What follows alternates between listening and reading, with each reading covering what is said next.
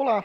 Continuando com a discussão sobre o espaço agrícola brasileiro, entendemos anteriormente que o campo no país ele é marcado por fortes desigualdades entre a produção moderna, que está associada às cadeias do agronegócio, e a produção alimentar, marcada pela utilização ainda de técnicas muito rudimentares.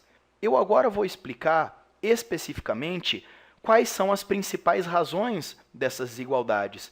Por que então o campo brasileiro é tão desigual assim? E a primeira razão que pode ser apontada é essa daqui: a forte concentração fundiária que existe em nosso país desde o período colonial.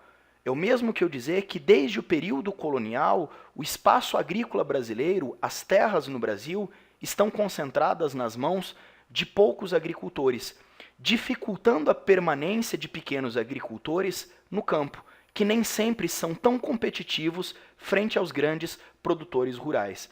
Para facilitar a nossa análise, eu trouxe aqui esse gráfico, que mostra a estrutura fundiária brasileira, ou seja, retrata como é a distribuição de terras em nosso país. Desse lado aqui temos os estabelecimentos rurais, que seria então mesmo que as propriedades. Desse outro lado aqui, a área ocupada por essas propriedades. E aqui uma legenda que retrata o tamanho das propriedades.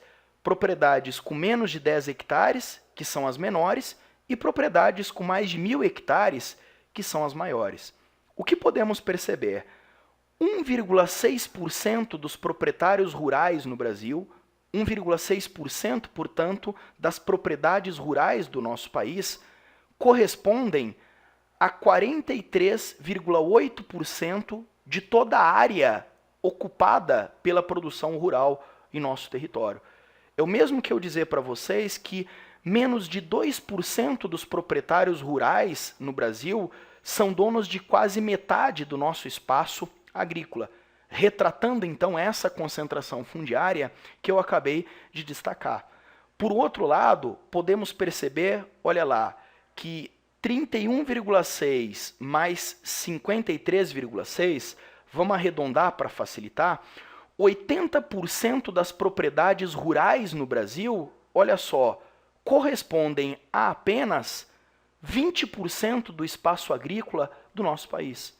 Ou seja, poucos proprietários são donos de muitas terras no país e muitos proprietários dividem um espaço agrícola muito pequeno.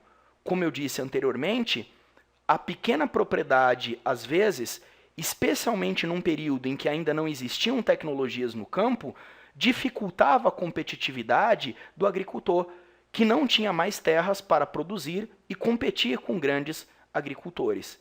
Mas sabemos que surgiram essas tecnologias. E a partir da década de 50, 60, especialmente a partir da década de 1960, essas tecnologias elas ingressaram no campo brasileiro, num processo de modernização. Falamos que a modernização do campo brasileiro foi um processo conservador. O que significa essa modernização conservadora? Ela conservou aquela estrutura fundiária anterior, porque o processo de modernização no Brasil privilegiou principalmente os grandes agricultores, aqueles que já eram os mais competitivos. Então imagina só, eles já eram mais competitivos porque tinham mais terras.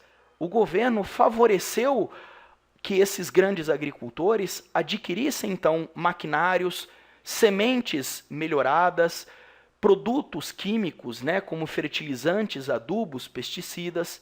Então eles já eram muito competitivos e com acesso a essas tecnologias tornaram-se ainda mais competitivos.